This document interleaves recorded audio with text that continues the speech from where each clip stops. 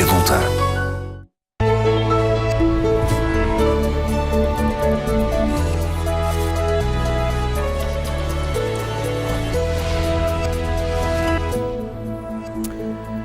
Olá, boa tarde. É um medo ou uma aversão que não são controláveis. Assim se definem as fobias. Vão desde as mais comuns, como por exemplo dos ratos ou até às alturas. Também às mais invulgares, como por exemplo tomar banho ou ter medo de plantas. Afinal, a que se devem estes medos, como devemos geri-los e como os poderemos tratar, deixo as questões para os especialistas que reunimos aqui no estúdio. São meus convidados para hoje Pedro Brás, é psicoterapeuta e diretor da Clínica da Mente, Jorge Leiria Lopes, psiquiatra na Clínica Europa, e Joana Marques Alves, jornalista e autora do livro O Pequeno Livro das Grandes Fobias. Aos três, bem-vindos à Sociedade Civil. Obrigado pela vossa disponibilidade. Obrigado pelos próximos 60 minutos que nos vão dedicar. Eu não tenho fobias. E vocês? Silêncio. Eu também não. Não? Não. Ninguém? Eu admito, eu tenho. E tem? Silêncio. Ou também tem alguma resposta? É possível que sim. É possível? Ainda não a detectou? É possível termos uma fobia e ainda não a termos detectado? É possível. Ou mais tarde, ao longo da vida, quando somos confrontados com uma situação ou com perceber isso com um depois momento? mais tarde, sim. Sim. Porque, enfim, estamos a falar de infância, a forma como a nossa infância decorre, não é? E a partir de certa altura começamos a ter outras capacidades de nos conhecermos e de percebermos determinadas coisas que antes podíamos não ver como uma fobia, nem sequer sabíamos o que é que isso significava. E um sintoma qualquer faz com que a pessoa perceba que pode ter uma fobia. De qualquer maneira, a fobia é um termo, não passa de um termo técnico que tem as suas origens, etc., mas porque há necessidade de classificar, não é? Dar nomes às coisas, digamos assim, mas por detrás de qualquer fobia, ou de múltiplas fobias, ou de múltiplos motivos de ansiedade, há pessoas.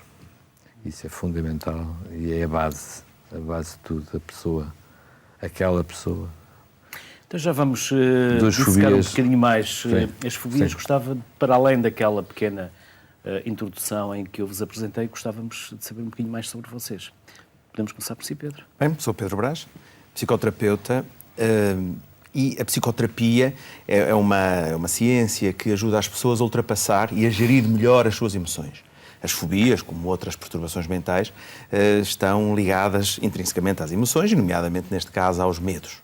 Uma fobia é um medo excessivo e falamos em fobia quando não reconhecemos a gravidade de determinada experiência. Tem de medo. fobia de falar de si? Porque eu perguntei-lhe... Pensei logo, não é? Não, eu gostava de... Como é que o Pedro fez o seu percurso profissional até agora? Bom, Se é que não tem fobia disso. não, nada. Bom, a mente humana, e pela razão pela qual sou psicoterapeuta, a mente humana sempre foi uma paixão, e o comportamento, e porque é que as Tinha pessoas... curiosidade? Curiosidade desde pequenino, e logo dentro das disciplinas da hipnose e da programação neurolinguística, que são áreas técnicas de influência humana do seu pensamento. Acredita na PNL? Sim, não é uma questão de crença. A PNL é um conjunto de técnicas, um conjunto de conhecimentos que ajudam as pessoas a gerirem de forma diferente aquilo que pensam e a forma como se comportam. É uma disciplina, não é, que tem efeitos práticos fantásticos na influência das pessoas. Acredita no hemisfério esquerdo, no hemisfério direito? Mais memória, mais razão, Bom, aqueles mais existem. mais... O hemisfério esquerdo e o direito existe, não é? Não sou um adepto das teorias biológicas do nosso comportamento. Eu acho que o nosso comportamento é o produto da aprendizagem que nós fizemos, não da forma como o nosso cérebro está. Para mim, o cérebro é um órgão que funciona de igual para todos. Agora, o que lá pomos dentro ao longo da vida é que vai mudando aquilo que somos e formando a nossa personalidade.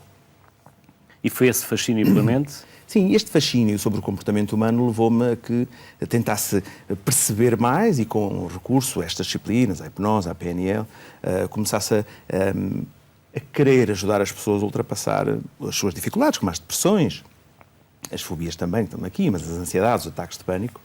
E pronto, e naturalmente foi crescendo esta minha aprendizagem. Formei uma clínica que agora está espalhada por todo o país a fazer psicoterapia, a complementar outras terapias que também funcionam na saúde mental, para que as pessoas tenham mais uma solução e mais uma oportunidade de melhorar num flagelo tão grande que é a saúde mental e as suas doenças e as suas perturbações. E o Jorge? O que é que nos pode contar sobre si? Sobre mim? Estava pensativo. Estava a ouvir e estava a olhar para o cenário, mas estava a ouvir sobre mim. O porquê da psiquiatria, será isso? Uma história longa. Nós na medicina fazemos muitas cadeiras, não é? Não sei quantas cadeiras eu tive, são 6 anos a fazer cadeiras. Não é? E depois entramos nas cadeiras clínicas, digamos, pelo menos no meu tempo era assim, as coisas agora são diferentes, creio eu, mas que... E tínhamos cadeiras, tínhamos coisas para fazer. Mais uma. Eu lembro-me que na cadeira de psiquiatria foi muito mauzinho, a coisa foi muito mauzinha. Quem os professores por si ou... Não, eu é que fui muito mauzinho. Não, era mais uma cadeira, não me trouxe nada de novo, era mais uma, a seguir vinha outra e era necessário fazer exames e tal. Houve uma altura que eu senti necessidade de, já quando tinha terminado, e descobri a psicoterapia psicanalítica. E aí é que eu percebi o que era, para mim, o conhecimento da pessoa. Não só da pessoa física, mas principalmente o mental, não? O psicológico. Eu costumo dizer que é qualquer coisa que não tem limites. Não é? E o prazer que isso nos pode dar, porque estamos com a pessoa e estamos a aprender. Não é? Principalmente nas psicoterapias, se calhar isso acontece. Não sei, pelo menos... E foi essa experiência desse desconhecido de mim que eu fui conhecendo, coisas que eu não imaginava, e isso ajudou-me a conhecer os outros também. Não é? Talvez tenha sido o clique e o ponto de partida para quando eu precisei de fazer a escolha, porque tínhamos um exame que tínhamos de fazer depois do internato geral, tínhamos que fazer um exame para podermos escolher uma especialidade. Eu ainda tinha uma nota relativamente boa e podia ter ido para cardiologia, podia ter ido medicina interna também, acho que era uma especialidade interessante porque abarca muita coisa, não é uma coisa fácil. E tinha muitas especialidades para onde escolher e, a certa altura, não, vou escolher mesmo esta. E fui o primeiro, naquela altura, salvo erro, segundo as notas, a escolher a psiquiatria e tive a sorte de ir para uma equipa fantástica, com um mestre fantástico e outros mestres fantásticos. E assim e foi. A partir daí nunca mais acabou. Joana, jornalista? Exatamente. Onde e para trás, qual foi o percurso? Eu E comecei... porquê já agora?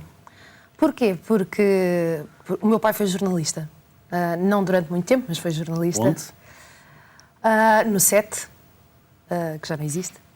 E agora não me recordo em que mais sítios, mas sei que foi no SET. Portanto, havia aí um bichinho.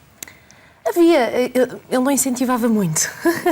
Mas eu gostava de escrever, gostava de ler. Bom senso. Exato. Mas eu gostava de escrever, gostava de ler. Sabia que havia... Não era como nos filmes, mas que havia aquela... O que nós chamamos... Não, e a adrenalina das redações, não é? Eu queria experimentar isso. Então, fui para a Faculdade de Letras, tirei um curso da Faculdade de Letras e tinha parceria com o Correio da Manhã para um estágio. estagiei no Correio da Manhã a pensar, já cheio de preconceitos, não é? Confesso, em relação ao Correio da Manhã, não é? Foi uma excelente escola. Não, adorei começar no Correio da Manhã, foi maravilhoso. E a partir daí, estágio curricular, Joana, acabei. Correio da Manhã nas redações dos outros jornais é dos primeiros jornais a serem lidos. Não, e às vezes dos primeiros a desaparecerem. Não, é verdade, é verdade. Eu estou a Portanto, dizer aquele preconceito enquanto leitora, não é? Porque existe muito preconceito, falando com outras pessoas, vais para o Correio da Manhã, vais começar por aí. Foi a melhor coisa que me aconteceu, porque dá uma grande escola para se começar. E pronto, e fiz o estágio, acabei por trabalhar lá, saí, e há 4 anos e meio, julgo eu, que estou no Semanário Sol, que entretanto se juntou ao Jornal I, é a mesma redação, por isso trabalho neste momento para o I e para o Sol. E foi num trabalho para o Jornal I que eu fiz uma reportagem sobre fobias. E juntei 3 ou 4 casos, agora não me recordo, de pessoas com fobias. E foi a partir daí que surgiu o livro, porque o Grupo Saída de Emergência reparou na reportagem, entrou em contacto comigo e disse, que tal fazermos aqui uma reportagem em Ponte Grande? Arranjares mais histórias e fazermos um livro com isso. E pronto, e saiu o pequeno livro das grandes fobias. Que vamos visitar ao longo do programa. Para já, estávamos aqui a ver a capa. Joana Marques Alves, o pequeno livro das grandes fobias, histórias sérias e por vezes divertidas de quem convive com o medo. Pedro, é divertido ou é assustador ter fobias? É horrível, porque além do sofrimento, não é? Além do estigma também pode social, ser uma paródia, porque há algumas que são verdadeiras paródias para quem vê. para quem assiste. Mas não para quem as sente. Para quem sente é horrível. A fobia, quando se fala da palavra fobia, está-se a identificar um medo que nós não conhecemos e normalmente por situações, objetos ou pessoas que não oferecem medo, e por isso cria um grande estigma para quem sofre de se expor socialmente, porque é estranho alguém ter medo daquele objeto que em princípio não mete medo a ninguém. Não é? Portanto, as fobias em termos sociais criam um grande estigma e as próprias pessoas que sofrem com medo extremo. Estamos aqui, e o medo extremo traz uma ansiedade elevadíssima que produz um mal-estar horrível. E há pessoas que limitam mesmo a sua vida por completo por causa, às vezes, de pequenas fobias. Há pequenas fobias que, como por exemplo, sair de casa, percebe? E que faz com que as pessoas estejam em casa e não saiam. Uma coisinha simples, não é? Um problema aparentemente simples, limita muitas vezes as pessoas numa condição extrema de isolamento. É brutal. Há pessoas que têm medo de conviver com as outras pessoas? Esse é o grande grupo da fobia, chamada a fobia social. A fobia social, não sendo uma fobia específica, a fobia específica é quando nós temos medo das aranhas, dos ratos, de alguns objetos ou animais. A fobia social é uma fobia complexa, que inibe por completo a socialização das pessoas com os outros e é horrível, mas é o grande grupo dos principais medos também das pessoas que limita mais. Jorge, a nossa cabeça alguma vez será um livro aberto? Ou é a última grande máquina que está por descobrir? É fascinante. E sabemos tão pouco dela. Não tem limites. Ou já sabemos o suficiente para percebermos a dimensão. Coisa que eu gostaria de falar sobre isso e espero que não me levem a mal, mas de facto o início da minha profissão e do contacto com a doença psicológica, doença mental, o que lhe quiserem chamar, doença nervosa. Depois tenho uma coisa curiosa que eu gostava de falar acerca disto, mas não me queria perder. A pergunta foi... Já me perdi. Se a nossa cabeça alguma vez será um livro aberto? Pronto. Ou cada cabeça é uma cabeça? Não. Cada cabeça é uma cabeça porque é uma pessoa. E devemos respeitar essa pessoa e olhar para ela como um ser único. Um ser único. 2 filhos não são iguais, 2 pais não são iguais, 2 irmãos não são iguais. Se forem, psicologicamente, algo está mal. Não é? Nos irmãos, por exemplo, algo estaria mal. Não é um livro aberto. nem sequer é aberto a nós. Mas é uma caixinha de surpresas? Sim, podemos ir abrindo a caixinha de surpresas. Ou é uma caixa de Pandora? Também. Também. Pode ser tudo. E mais alguma coisa? Não tem limites, na minha perspectiva. Não é? Enfim, vai havendo cada vez mais uma necessidade de fazer microcirurgia, não é? Da mente humana, do funcionamento da mente. Eu como sou dos antigos, comecei numa altura em que não se faziam taques, não é? E hoje em dia se fazem-se imensos... Mas é de uma altura em que provavelmente o médico olhava para o paciente e não tinha um computador ao lado onde perde, ou pelo menos gasta grande parte do seu tempo. Sim. E a arte sim. do médico está em observar. Está não só em observar, estar em sintonia com a pessoa, estar em sintonia, observar, claro que sim, perceber o que é que está para além de aquela linguagem não verbal, que às vezes é muito importante. É um conjunto de tudo, a linguagem verbal, a linguagem não verbal. Nós passamos mais tempo a comunicar calados do que a falar.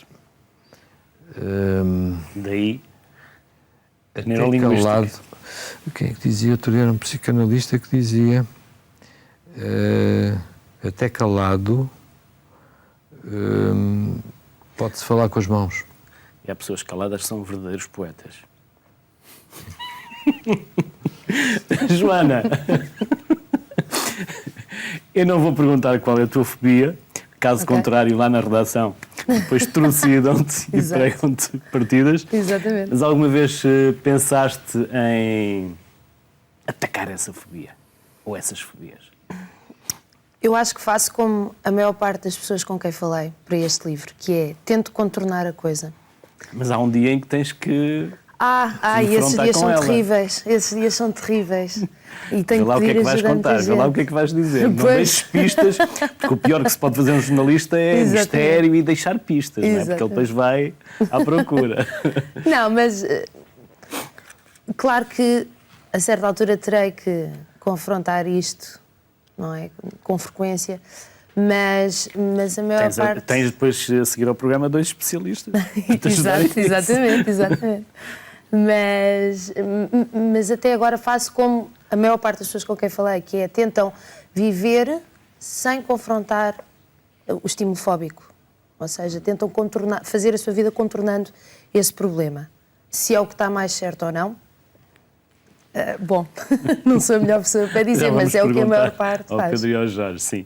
E então, e já te defrontaste, apesar de tentares e procurares não te defrontar com ele, já te Infelizmente deparaste com ele. Infelizmente e nessa já. altura, paralisas ou foges? Paraliso.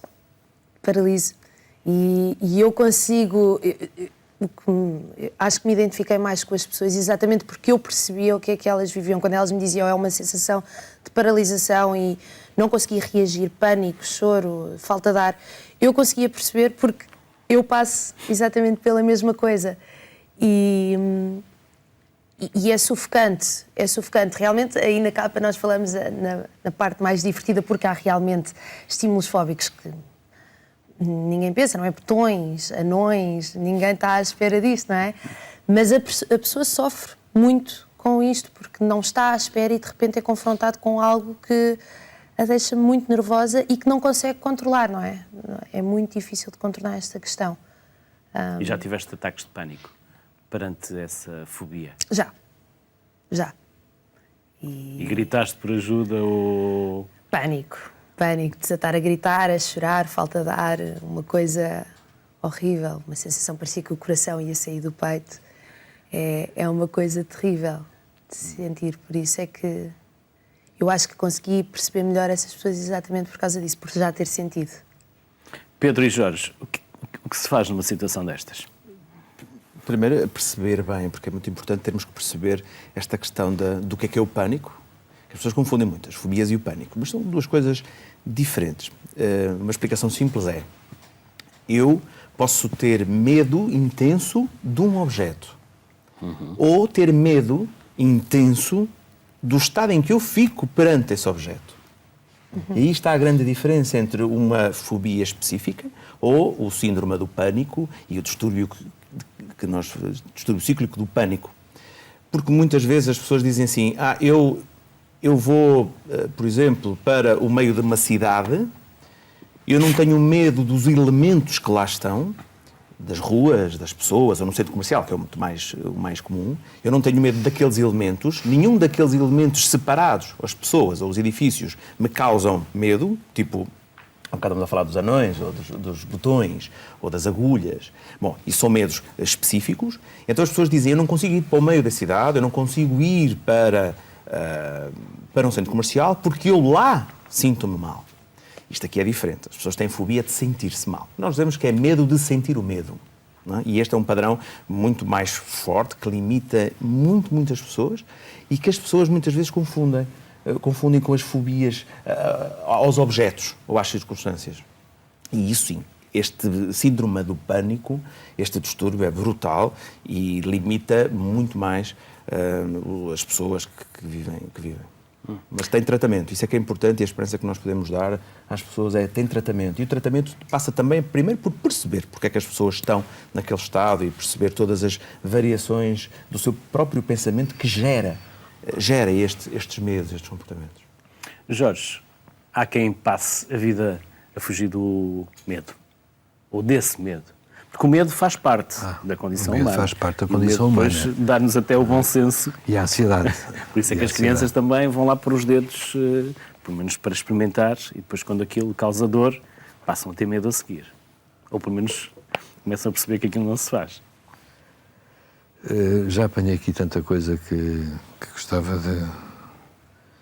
Isto, no fundo, as fobias, eu não queria estar a falar muito sobre coisas técnicas, mas entra digamos, no âmbito da ansiedade, das perturbações da ansiedade.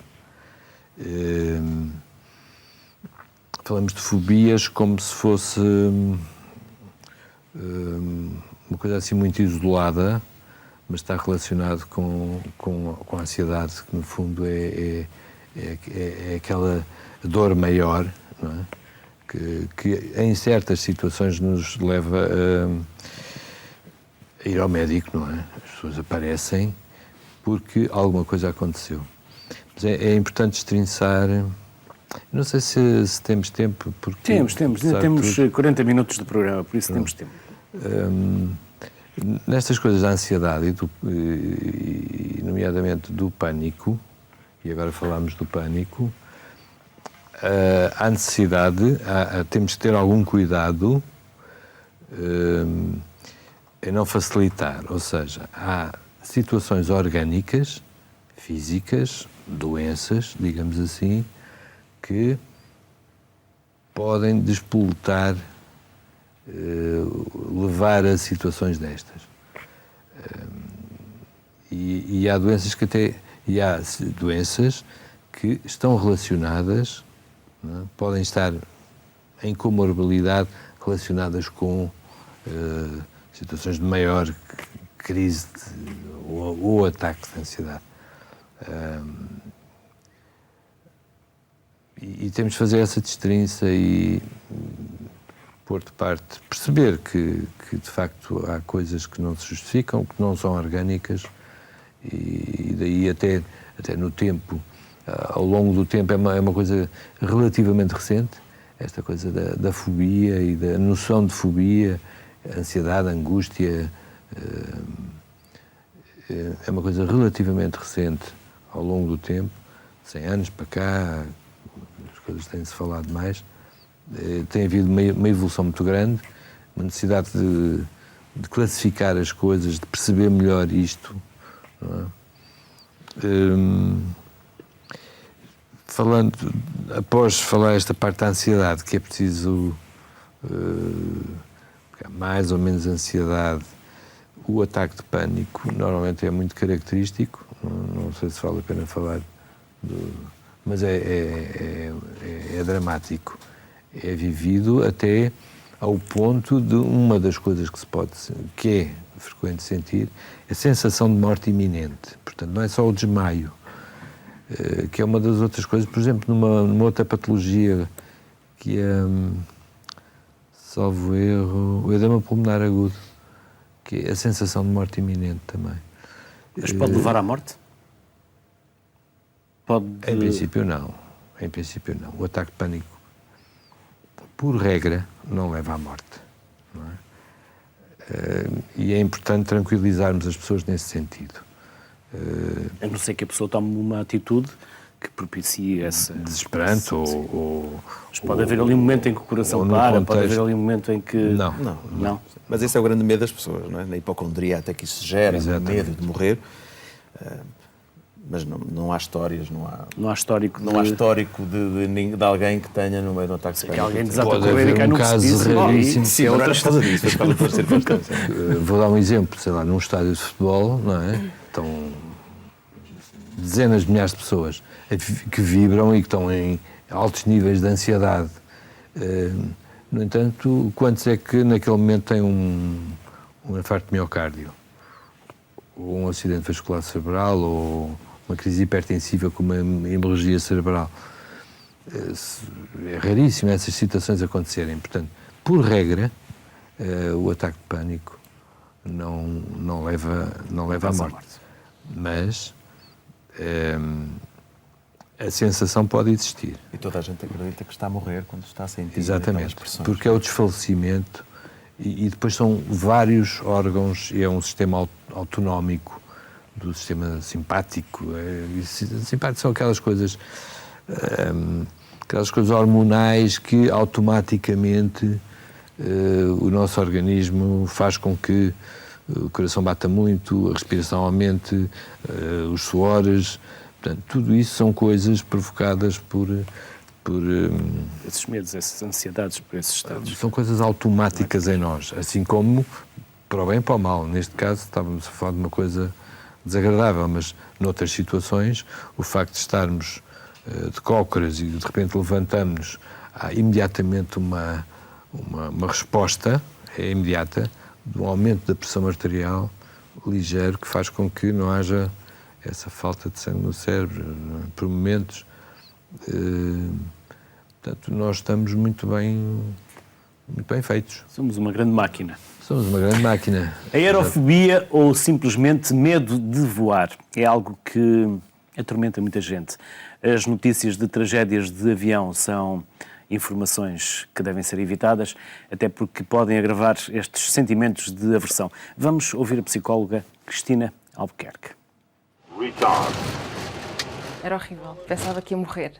Sempre associei a ideia de avião à ideia de morte.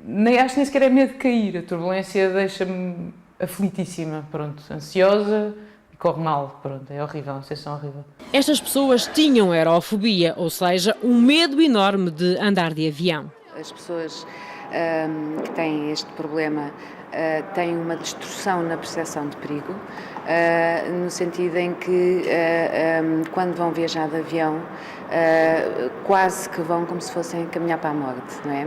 Ouve-se falar nos aviões, sobretudo quando há acidentes, não é? E, portanto, quer queiramos, quer não, nas pessoas que têm predisposição, enfim, para serem mais ansiosas, é essa informação que elas vão registando. Cristina Albuquerque faz parte de uma equipa que ajuda as pessoas a controlar a ansiedade, a grande inimiga na hora de entrar num avião. Temos profissionais da área da aviação, nomeadamente pilotos, tripulantes de cabine, engenheiros aeronáuticos e controladores de tráfego aéreo que fazem parte da equipa juntamente com os psicólogos. A asa não é uma coisa rígida e fixa. Depois de acidentes com aviões, a procura de ajuda aumenta, principalmente por quem tem de viajar para garantir o posto de trabalho. E temos tido casos realmente de carreiras profissionais que foram interrompidas ou pessoas que já estão a pensar, inclusivamente, despedirem-se do cargo que têm porque ele obriga a deslocações aéreas. Em muitas situações, o medo é superado com recurso a bebidas alcoólicas ou comprimidos. Mas não será este o método mais correto. Lembro-me de uma senhora, por exemplo, uma empresária no Porto, que chegava a tomar 11 Valiums para fazer um voo de Lisboa até Londres. Houve um voo para a Nova Zelândia que eu tomei um medicamento para dormir e que fez aquilo que se chama um efeito paradoxal, que é o efeito ao contrário. Pronto, em vez de me controlar a ansiedade, despoletou a ansiedade e tive um ataque de pânico. Na hora de viajar, retenha um conselho. É possível eu ir apanhar um avião e ter um acidente? Possível é, mas é altamente improvável. E, portanto, fazer esta distinção entre o possível e o provável é é muito importante as pessoas terem isto presente. Descontraia, aperte o cinto e boa viagem. Já lá vamos a esta e a outras fobias. Joana, no teu livro, o livro das grandes fobias, ao qual tu chamas pequeno, mas que não é pequeno, tu falas da Madalena Lobo, que é psicóloga clínica da Oficina de Psicologia, e ela diz que há diferentes abordagens. Ela fala mesmo em cerca de 100 abordagens distintas para as fobias. Recordas-te de algumas? Recordas-te o que é que ela te deu numa entrevista e que tenha ficado? Bem, isto, o que ela me disse, a mensagem principal que eu retive foi que cada caso é um caso. Daí que este livro não é nem pretende ser um manual, nada que se pareça, e então o que eu fiz com ela foi exatamente dizer não se pode fazer qualquer tipo de diagnóstico sem ter a pessoa à nossa frente. Por isso, depende imenso do que aconteceu para trás. Se foi, por exemplo, uma fobia de cães, se foi porque uma pessoa foi mordida por um cão, se calhar é isso que vão ter que trabalhar, perceber se foi mesmo esse episódio ou não, e depois uma aproximação entre a pessoa e o estímulo fóbico, por exemplo. Mas lá está, mas depois fobia a voar de avião, não é? Isso aí é mais difícil pôr a pessoa com o estímulo fóbico. Isso depois depende muito da fobia, da pessoa, de se já tinha outros problemas ou não. Cada caso é um caso, como ela me disse. Tinha aqui alguém que roubava comprimidos à avó? Sim. Sim. E era para voar também? Não. Essa pessoa acabou por desenvolver um quadro de ansiedade, uma coisa muito complexa, uma depressão profunda também.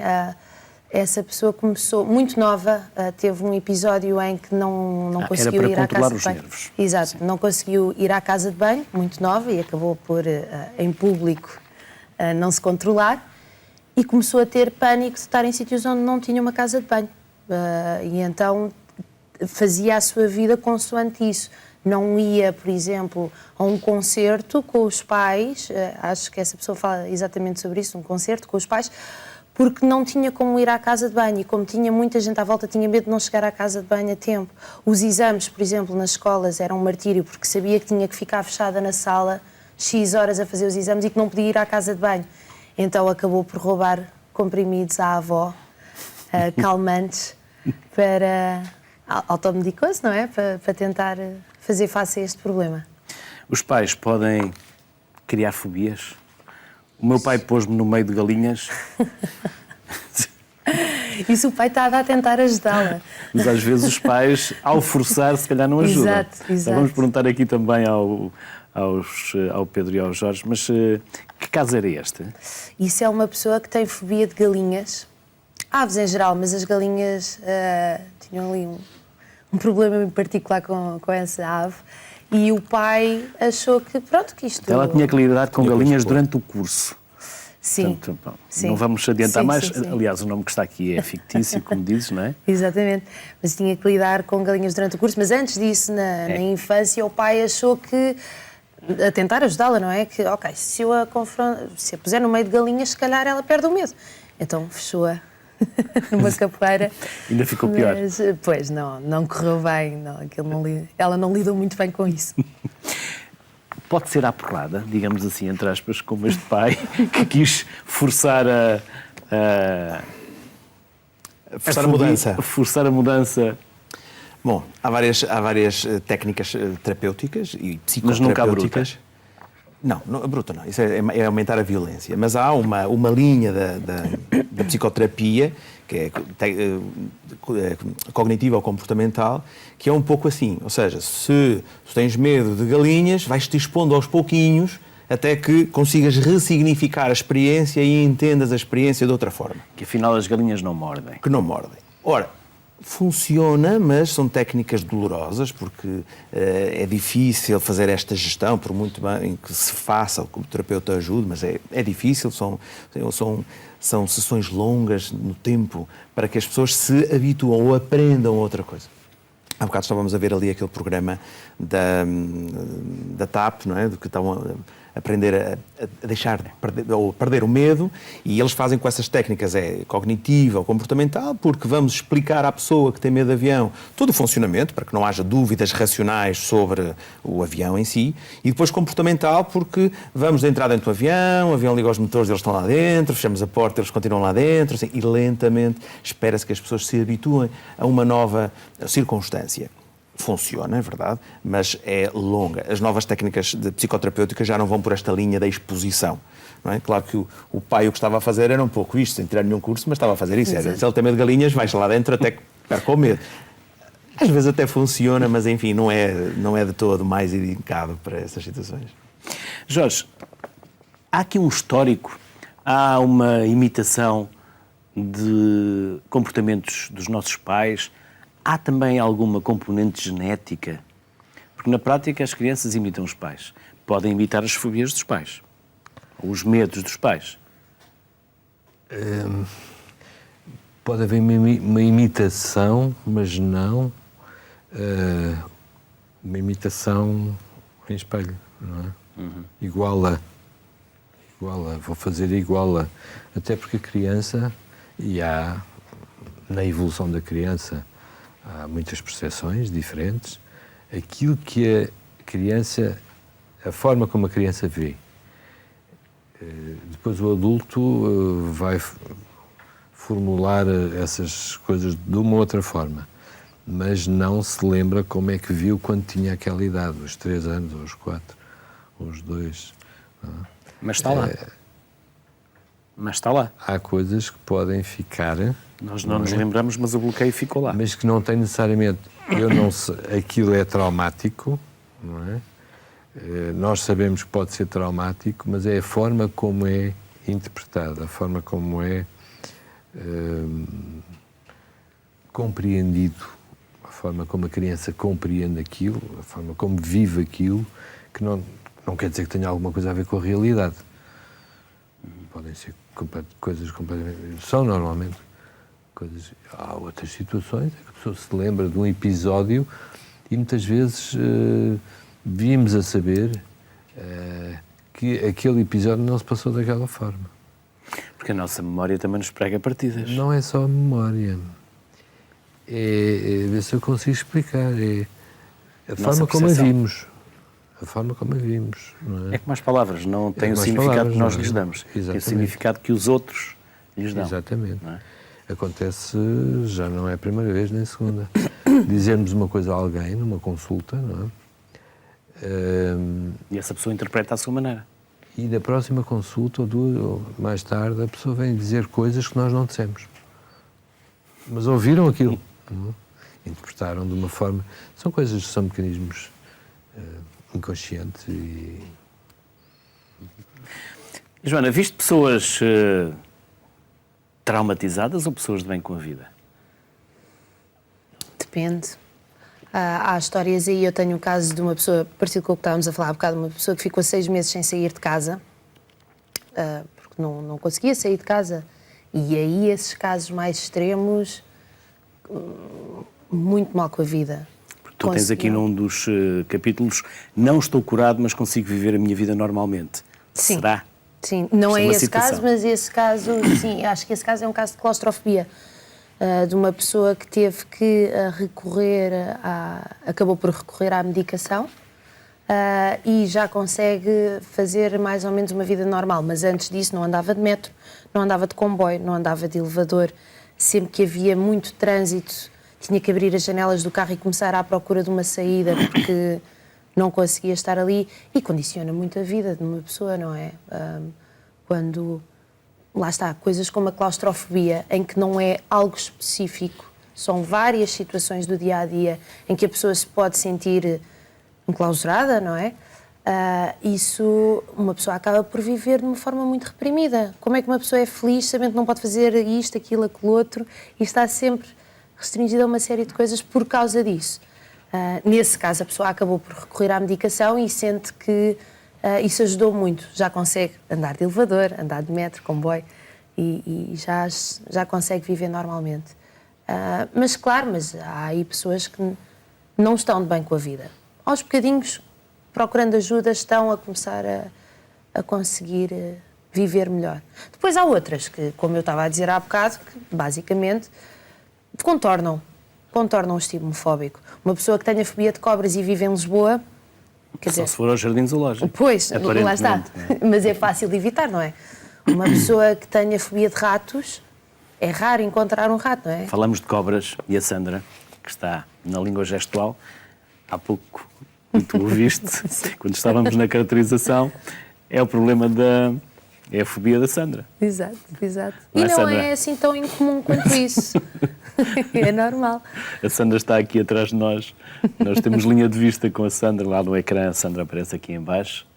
Mas a Sandra, vivendo em Lisboa, portanto, não tem propriamente o grande perigo de ativar essa fobia, não é? Sim, eu não falei com ela, mas presumo que seja Mas muito ouviste a fácil de conversa. evitar. Sim, eu ouvi.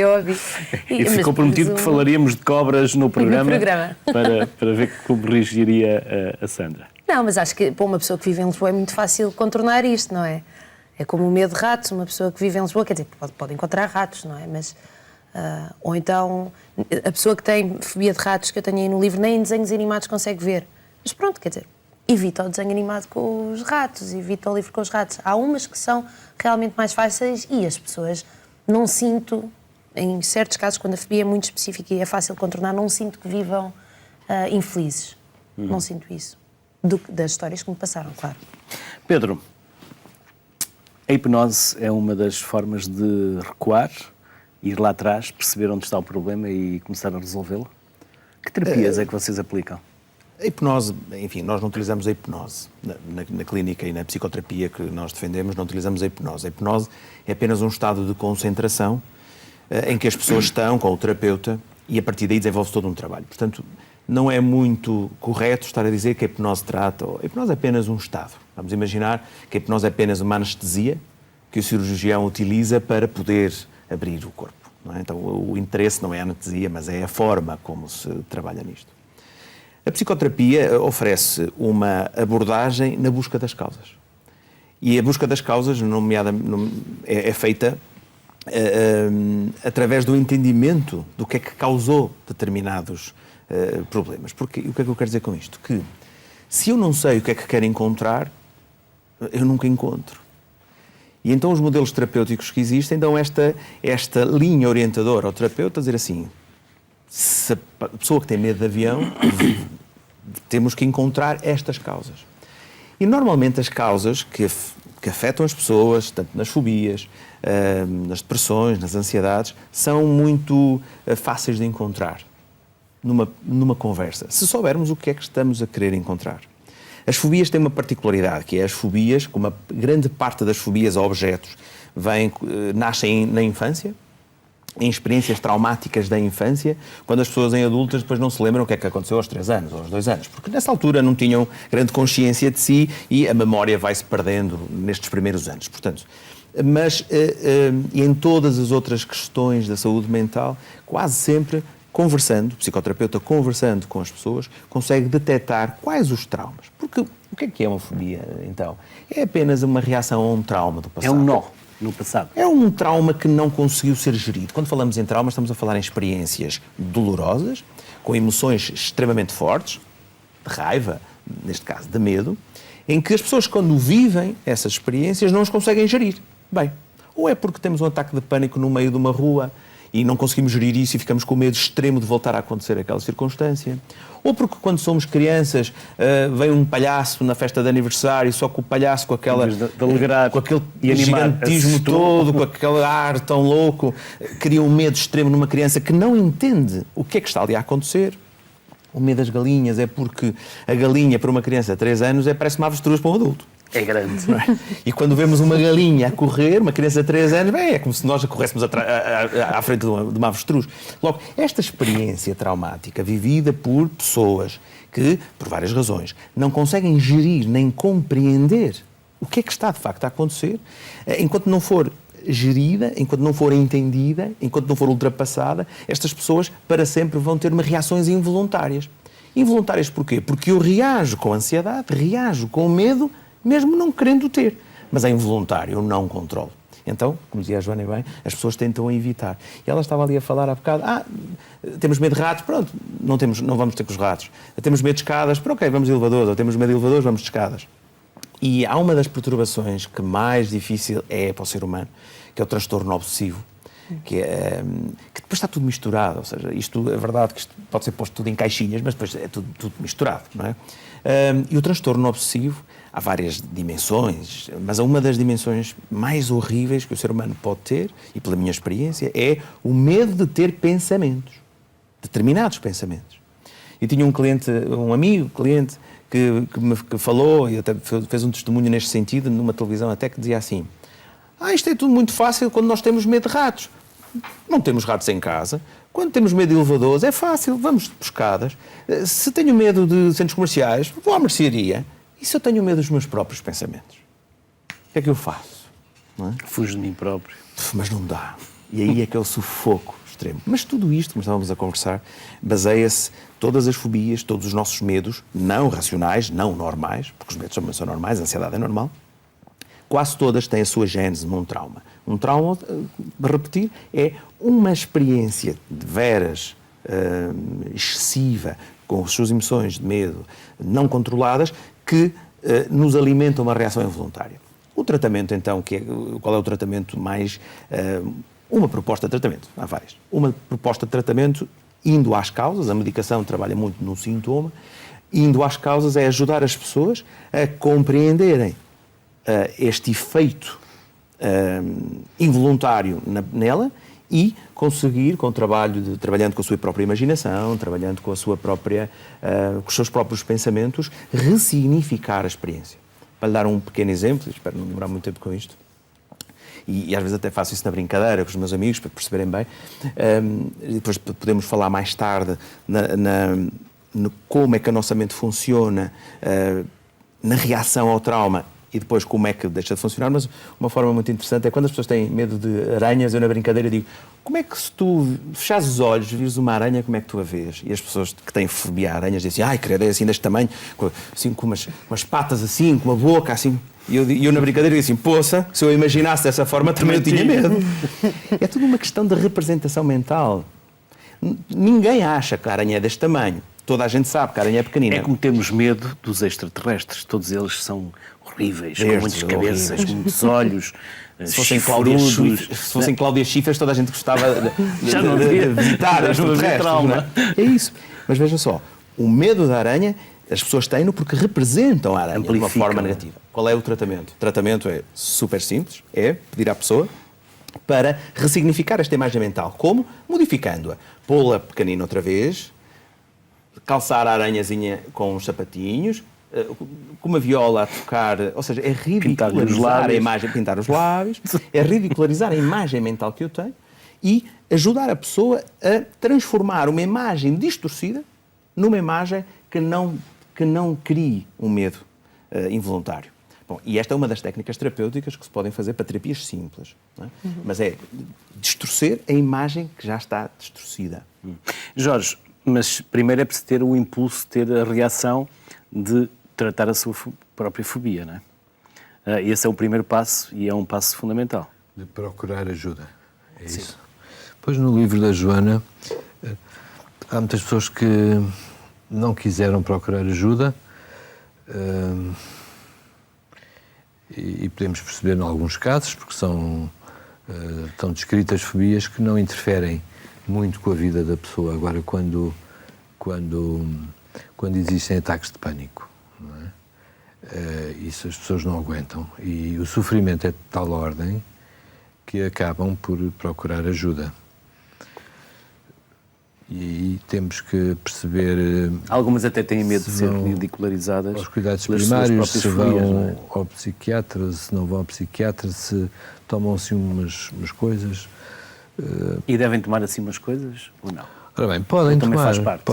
Ora bem, relativamente ao ataque ataque de pânico é de tal forma violento que é importante as psicoterapias, os vários tipos de psicoterapias, acho importantes e complementares no tratamento. Mas eu compreendo que haja uma certa urgência em diminuir sintomas, não é? E cada vez mais há medicamentos que, sem colocar as pessoas a dormir ou sem as colocar dormentes e continuando a estar ativas, conseguem levar uma vida praticamente normal, sem problemas, e desde que a coisa seja bem explicada e bem feita e com alguns cuidados, porque as pessoas ansiosas normalmente são mais suscetíveis à medicação. Portanto, há assim uma série de truques, entre aspas, não é? Ou procedimentos que são mais corretos perante esse tipo de pessoas. Não há que ter medo de procurar ajuda, e normalmente as pessoas procuram porque têm os ataques de pânico, que isso é que é muito ansiogénico. Nem ter vergonha. Vergonha é roubar. Pois, há uma coisa que no outro dia estava a dizer, tem a ver com esta coisa do estigma. Continua a haver estigma da psiquiatria, por muito que se diga. Quando era o tempo das páginas amarelas, não sei se a Joana é do tempo das páginas amarelas, pronto, eram aqueles livros grandes e tal que tínhamos em casa, e eu lembro que vinha lá nos médicos, não é? O primeiro era o neurologista, não é? Neurologista, e entre parênteses dizia, salvo erro, doenças nervosas. Quando chegava ao psiquiatra, eram doenças mentais. Eu prefiro ter uma doença nervosa do que ter uma doença mental. Mas isto é uma coisa que é transversal a toda a psiquiatria. Eu tenho pena que em tantos anos que sou psiquiatra a evolução não tenha sido aquilo que eu esperava que fosse. Pelo menos ao ritmo que a tecnologia, a evolução da sociedade, etc., a democracia, tudo isso evoluiu.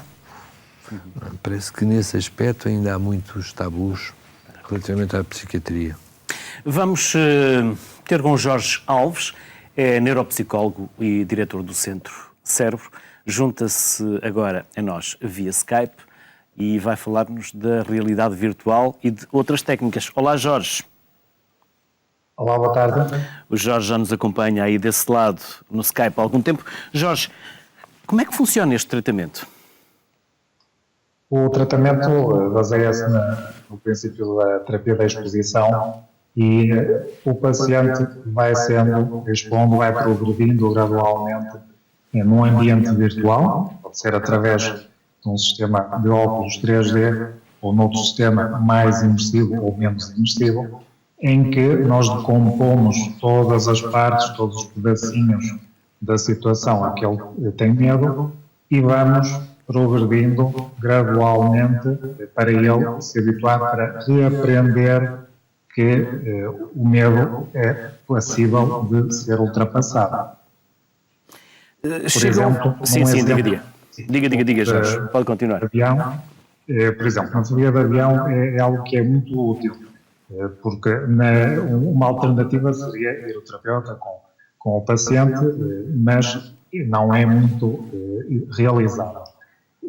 Neste sistema nós conseguimos decompor, imagine, podemos começar logo numa situação ou de casa ou no aeroporto e também depois colocar o paciente num avião, num modelo 3D de avião e ir modificando todas as variáveis, ok? Por exemplo, se existe chuva, se existe mau tempo, também turbulência, ok? Conseguimos simular ainda vários sons e movimentos. Tudo isto permite um grau de realismo e de imersão muito elevado, os pacientes assim o relatam, mas mais importante do que isso, podemos ir passo a passo e em cada momento ajustar às necessidades do paciente. Há algo que veja, tal como eu referia, na fobia de avião é muito importante, pois numa situação real nós não conseguimos parar o avião ou ir controlando todas as características. Não é? A alternativa, para além desta, seria em imaginação, o que perde muito em termos de eficácia, por vezes. Jorge, chegam-vos mais adultos ou mais crianças e jovens? Sim, é muito de todas as faixas etárias, sendo que nas faixas mais jovens, crianças, por exemplo, há muita prevalência do designado medo escuro, por exemplo, e também nós temos uma cidade de ambientes, dos quais ambientes para trabalhar no medo escuro, seja em quartos, seja em salas, em várias divisões da casa. E depois também em adultos surgem também muitas vezes o medo de elevadores, espaços fechados, também andar de avião, também é uma situação que é bastante útil e procurada este tipo de tratamento. Okay, mas, mais uma vez, friso que a aplicabilidade é imensa a um vasto número de fobias, inclusivamente também a perturbação obsessiva-compulsiva, que representa também uma ferramenta muito útil. Uma grande vantagem destas terapias é que permite, naqueles pacientes que têm uma maior resistência a realizar terapias, permite-nos ter um passo inicial e depois também a realizar a terapia em si. Muitos pacientes relatam que fazem uma transição e que ultrapassam através da realidade virtual, outros precisam deste passo e depois da exposição real ou outro tipo de abordagem para ultrapassar o problema, mas de facto é algo que representa para aqueles pacientes difíceis que nós chamamos, não é, a nível de complexidade, é algo que lhes permite iniciar. Jorge Alves, obrigado por ter vindo à Sociedade Civil, obrigado também por ter participado connosco no programa sobre fobias. Até uma próxima, Jorge. Obrigado. Até uma próxima. Temos 3 minutos, nós aqui vivemos todos os dias com a fobia da velocidade do relógio. Ele corre e não espera por nós. 3 minutos, 1 minuto para cada um. Pedro, que outras fobias é que ainda existem assim com mais frequência e nós não falámos aqui? A fobia social... A fobia das bactérias, não é? A fobia social é o grande bolo. temática, o grande bolo das grandes fobias. E já agora, é tão importante isto, 80% das pessoas alcoólatras que consomem demasiado álcool fazem-no para conseguir ultrapassar a fobia social. Pessoas que antes de sair do trabalho bebem álcool para conseguir desinibir, é como se fosse um medicamento, mas com os efeitos, enfim, nefastíssimos, para conseguir estar bem perante os outros no trabalho. Portanto, a fobia social, muitas vezes não olhada, é das principais fobias que limita a qualidade da vida das pessoas e muitas vezes as pessoas não sentem que é da sua personalidade e não um problema psicológico que tem cura e que tem tratamento. Jorge. Já agora, assim, por aí me acha que já não dá tempo mesmo. Sim, num minuto. Que é esta coisa da fobia social, os outros, a imagem e tal. Isso leva-me a uma questão que me faz pensar muito, que é que raio de sociedade é esta? Por onde é que caminhamos? Não é? Parece que precisamos de viver segundo padrões, não é? E até que ponto, a minha sensação é que cada vez mais, é uma sensação, não é mais do que isso, não há estatísticas que eu saiba, não há estudos. Em Portugal não sei se há, espero que haja, mas também é difícil. Dá uma sensação que cada vez há mais casos de crise de ansiedade em pessoas novas, jovens. Quero falar do aspecto e, portanto, isso, o porquê disso, não é? O que é que se estará a passar? As depressões mascaradas, aquelas depressões que não aparecem, também nos jovens, e quero dar um alerta em relação a isso, o que é que se estará a passar. Há muita coisa que se passa, mas isso tem a ver com a saúde mental e não queria deixar de dizer, peço desculpa, que também há e continua a haver a psicanálise e a psicoterapia como técnicas, a meu ver, com muito sucesso, não são panaceias,